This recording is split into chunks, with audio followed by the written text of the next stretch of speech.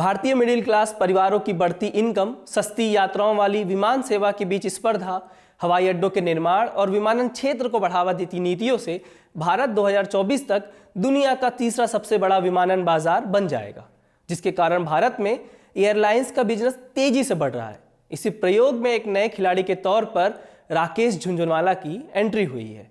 NL सारांश की इस एपिसोड में हम आपको बताएंगे कौन है राकेश झुनझुनवाला, क्या है उनकी आकाशा एयरलाइन, कौन लोग हैं जो आकाशा की शुरुआत करने वाले हैं। साथ ही यह भी जानेंगे कि शेयर बाजार से कितना कमाते हैं राकेश झुनझुनवाला और कितने विमानों के जरिए शुरू होगी उनकी कंपनी। भारत के वॉरेन बफेट कहे जाने वाले राकेश झुनझुनवाला की company SNV aviation private limited आकाशा के नाम से नया एयरलाइन खोल रही है। इसके लिए उनकी कंपनी ने बोइंग से 72 मैक्सी 737 एयरप्लेन का ऑर्डर $9 बिलियन में दिया है।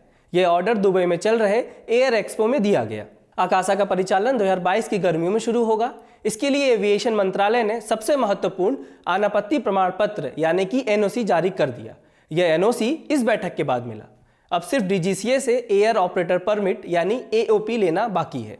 आकाशा एयरलाइन ने जारी एक बयान में कहा वह 2022 की गर्मियों में देश की सबसे भरोसेमंद, सस्ती और इन्वायरमेंट फ्रेंडली एयरलाइन के साथ भारत में उड़ान भरने की योजना बना रही है। एनओसी मिलने के बाद आकाशा एयरलाइंस अगले 6 महीनों में उड़ान संचालन शुरू करेगी। अगले 4 सालों में कंपनी की योजना 70 विमानों की फ्लीट तैयार करने की है। आकाशा एयरलाइन में अभी हिस्सेदारी का खुलासा तो नहीं हुआ, लेकिन राकेश झुनझुनवाला की इसमें हिस्सेदारी लगभग 40% होगी। वह लगभग 250 करोड़ का निवेश कर रहे हैं। इस कंपनी में सह संस्थापक के तौर पर इंडिगो एयरलाइंस के पूर्व अध्यक्ष आदित्य घोष और जेट एयरवेज के पूर्व सीईओ विनय दुबे हैं। क्या है आकाशा का मुख्य उद्देश्य?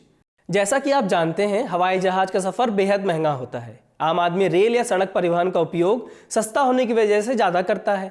महंगे टिकट को ध्यान में रखते हुए आकाशा अल्ट्रा लो कॉस्ट कैरियर यानी कि यूएलसीसी पर फोकस होकर काम करेगी। इसमें यात्रियों को केवल जरूरी सुविधाएं मुहैया कराई जाएंगी और टिकट सस्ता होगा। बाकी सुविधाएं वैल्यू एडेड सेवा के तहत आएंगी, जिसके लिए अलग से भुगतान करना होगा। इस विमान में एक इंच की कीमत होती है। विज्ञापन के जरिए कमाई कर किराया कम कर दिया जाता है। पेपर कप, फूड पैकेजिंग वगैरह पर विज्ञापन होते हैं। इसके तहत विमान में इन फ्लाइट्स एंटरटेनमेंट, फूड और बिजनेस क्लास सीटिंग जैसी सुविधाओं पर खर्च नहीं किया जाता। यूएलसीसी में टिकट फेयर में बैगेज और फूड सर्विस इंक्लूड नहीं होती। ऐसा नहीं है कि राकेश झुनझुनवाला आकाशा के जरिए यह नया करने जा रहे हैं। इससे पहले भारत में स्पाइस जेट और इंडिको लो कॉस्ट कैरियर मॉडल पर काम कर रही है। हालांकि विशेषज्ञों का मानना है कि भारत जैसे बाजार के लिए यूएलसीसी मॉडल पर काम करना कठिन है, क्योंकि नो फ्रिल एयरपोर्ट टर्मिनल की उपलब्धता की कमी है जहां कम चार्ज किया जाता है। ऐसे टर्मिनल्स यूरोप में ज़्यादा प्रचलित हैं, जिसका उपयोग रायन एयर और ईजी जेट जैसी एयरलाइंस करती हैं। दूसरा, कोरोना महामारी के दौरान एयर ट्रेवल पर बहुत बुरा असर पड़ा, जिसकी वजह से एयर ट्रेवल की मांग पहले की अपेक्षा कम हो गई है। ऐसे में लो कॉस्ट कैरियर्स के लिए अपना वजूद बचाए रखना चुनौती से कम नहीं है। बता दें कि सबसे सस्ता हवाई सफर की शुरुआत साल 2003 में जीआर गोपीनाथ ने एयर डेक्कन के जरिए की थी।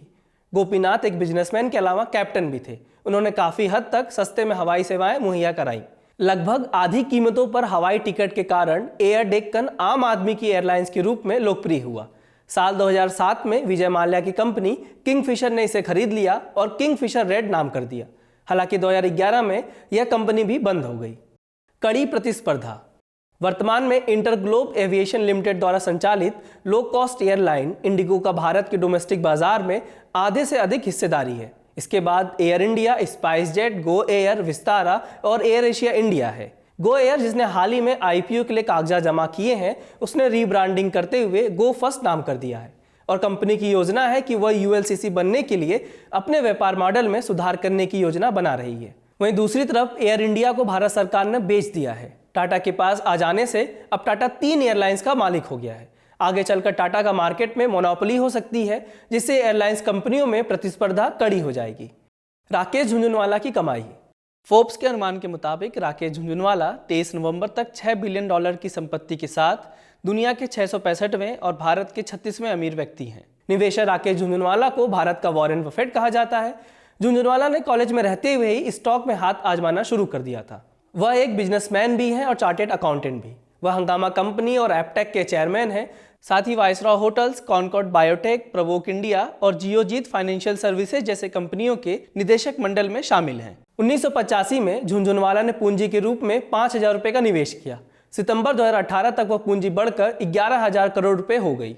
साल 1986 में राकेश झुनझुनवाला ने टाटा टी के 5,000 शेयर्स 43 रुपये में खरीदे और 3 महीने के भीतर स्टॉक बढ़कर 143 रुपये हो गया। उन्होंने 3 गुना से अधिक लाभ कमाया। झुनझुनवाला अपनी एक stock trading firm Rare Enterprises के नाम से चलाते हैं। इसके अलावा उन्होंने Titan, Crisil, Aurobindo pharma, Praj industries, Aptech limited, Fortis healthcare, Lupin, Rallis India समेत कई अन्य कंपनियों में निवेश किया है। शेयर मार्केट में अब तक सफल रहे राकेश झुनझुनवाला ने एयरलाइंस बिजनेस को लेकर मीडिया से बातचीत में कहा था वो भारतीय एविएशन मार्केट को लेकर बहुत आशावादी हैं। घाटे में चल रही दूसरे कंपनियों के मुकाबले अकासा कैसे भारतीय मार्केट में मुनाफा कमा पाएगी, यह अहम सवाल है।